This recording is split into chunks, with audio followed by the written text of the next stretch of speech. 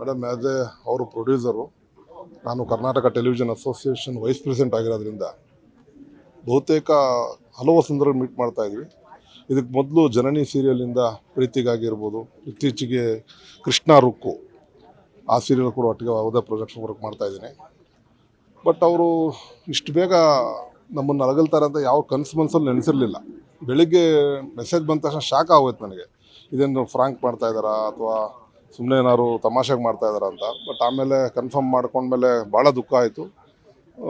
ಜೊತೆಗೆ ಅವರಂಥ ಒಬ್ಬ ಸ್ಫುರದ್ರೂಪಿ ನಟ, ಈಗಾಗಲೇ ನಾವು ಪುನೀತ್ ಅವ್ರನ್ನ ಕಳ್ಕೊಂಡು ಇನ್ನೂ ಆ ಒಂದು ಶಾಕಿಂದ ಆಚೆ ಬಂದಿಲ್ಲ.